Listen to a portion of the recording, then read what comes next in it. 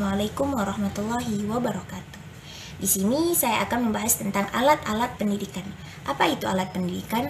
Alat pendidikan adalah suatu tindakan atau perbuatan, situasi atau benda yang dengan sengaja diadakan untuk mencapai tujuan pendidikan.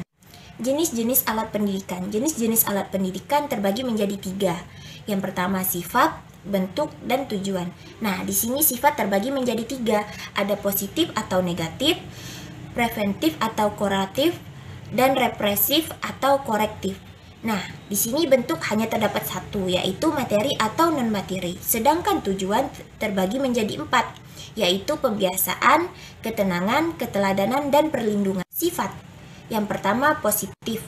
Apa yang dimaksud dengan positif? Sifat positif digunakan agar anak mengerjakan perbuatannya yang baik, misalnya perintah, pujian, atau sebuah hadiah.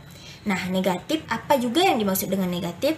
Negatif digunakan agar anak tidak melakukan sesuatu yang buruk, misalnya larangan, celaan, peringatan, ancaman, dan hukuman. Nah, di sini ada preventif. Apa yang dimaksud dengan preventif? Preventif digunakan untuk mencegah anak sebelum ia melakukan sesuatu yang tidak baik. Nah, yang selanjutnya ada represif. Represif adalah menindas atau mengikis sifat-sifat negatif yang integrit dengan diri anak seperti sifat malas, murung, serta minder. Selanjutnya ada kuratif. Yang dimaksud dengan kuratif adalah menyembuhkan anak dari penyakit-penyakit jiwa yang terdapat dalam dirinya seperti iri, dengki, sombong, dan lain-lainnya. Selanjutnya ada korektif. Korektif adalah memperbaiki perbuatan-perbuatan jelek yang sudah menjadi kebiasaan anak seperti menghina, mengganggu, berkelahi, serta lainnya. Nah, kita beralih ke pembahasan bentuk. Di sini bentuk terdapat bentuk materi dan bentuk non-materi. Apa itu bentuk materi? Bentuk materi adalah benda-benda nyata seperti perlengkapan belajar, buku media, dan lainnya. Nah, bentuk non-materi. Apa itu bentuk non-materi? Bentuk non-materi berupa keadaan, kondisi, tindakan, atau perbuatan yang sengaja dilakukan untuk mencapai tujuan pendidikan. Nah, selanjutnya kita membahas tentang hukuman sebagai alat pendidikan. Apa itu pengertian hukuman? Hukuman adalah tindakan yang dijatuhkan kepada anak secara sadar ataupun secara sengaja, sehingga menimbulkan nestapa. Tujuan dengan agar anak menjadi sadar akan perbuatan dan berjanji untuk tidak mengulanginya. Nah, selanjutnya teori hukuman, yang mana terdapat 5 teori hukuman, yaitu menjerakan, menakut-nakuti, pembalasan, perbaikan, serta ganti rugi. Selanjutnya, prinsip pemberian hukuman.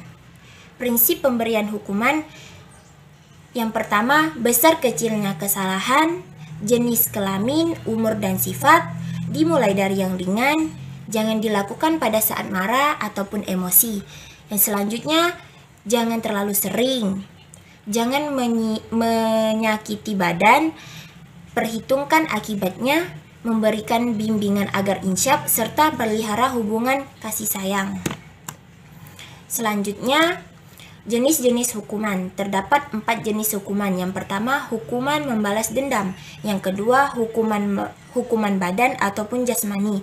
Yang ketiga, hukuman jeruk manis. Dan yang keempat, hukuman alam. Nah, di sini kita membahas. Nah, selanjutnya kita membahas tentang kewajiban sebagai alat pendidikan. Apa itu pengertian kewajiban? Pengertian kewajiban adalah pengakuan dan penerimaan secara sukarela terhadap pengaruh atau anjuran yang datang dari orang lain. Nah, jadi pengakuan dan penerimaan pengaruh dan atau anjuran itu adalah atas dasar keikhlasan, atas dasar kepercayaan yang penuh, bukan karena keterpaksaan ataupun rasa takut. Nah, selanjutnya faktor yang memunculkannya itu ada 6. Yang pertama, kepemimpinan, ilmu pengetahuan, pengalaman, kepribadian,